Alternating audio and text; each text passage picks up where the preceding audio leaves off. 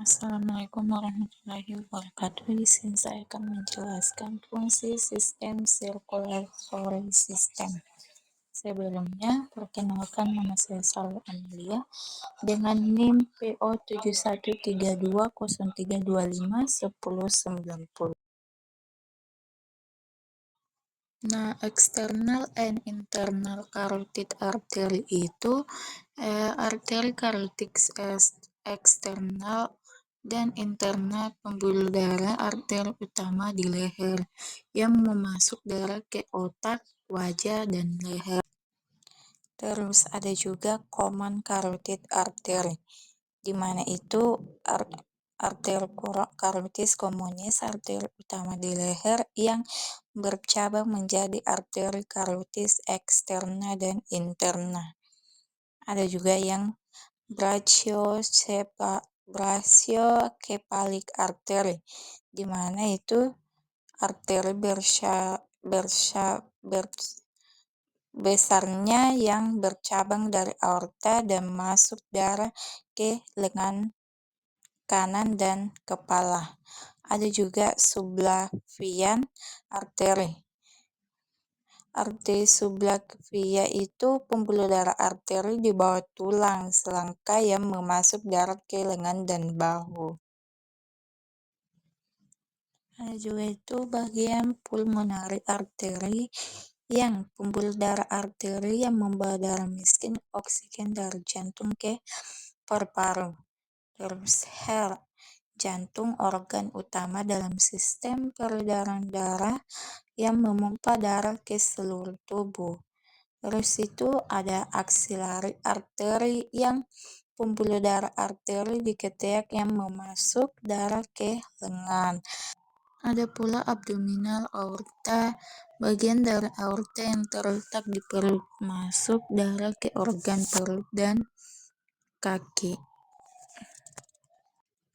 Terus itu brachial artery itu pembuluh darah arteri utama di lengan atas.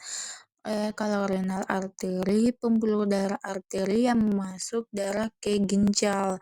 Terus common iliac itu arteri, pembuluh darah arteri yang bercabang dari aorta abdominalis dan memasuk darah ke kaki dan panggul.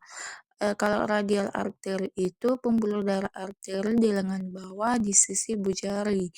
Terus kalau ulnar arteri itu pembuluh darah arteri di lengan bawah di sisi kelingking. Nah, ada juga iliac artery yang terletak di pembuluh darah arteri di panggul yang memasuk darah ke kaki dan organ panggul.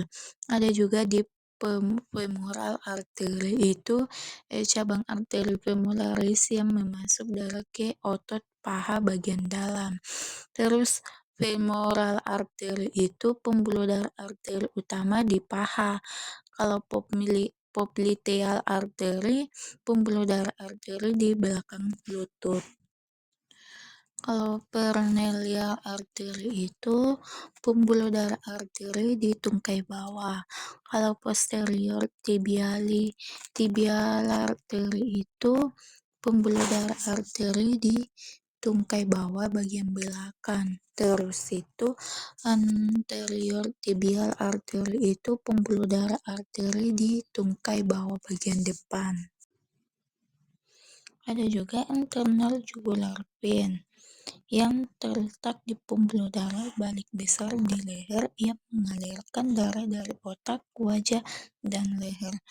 Ada juga subclavian vein yang terletak di fungsinya itu pembuluh darah balik yang terletak di bawah tulang selangkah mengalirkan darah dari lengan dan bahu.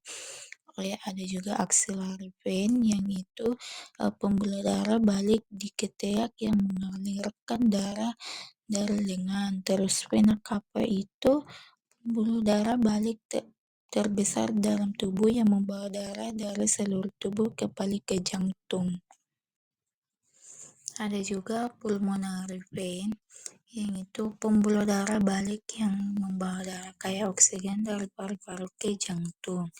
Terus cephalic vein itu pembuluh darah balik superficial di lengan atas. Terus basilik vein itu pembuluh darah balik superficial di lengan bawah. Terus branchial vein itu pembuluh darah balik utama di lengan atas. Terus ada pula median subital vein, itu pembuluh darah balik yang menghubungkan vena cephalica dan basalika di lipatan siku, sering digunakan untuk pengambilan darah.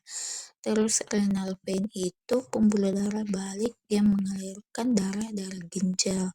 Terus common iliac vein itu pembuluh darah balik yang terbentuk dari gabungan vena iliaca eksterna dan interna mengalirkan darah dari kaki dan panggul.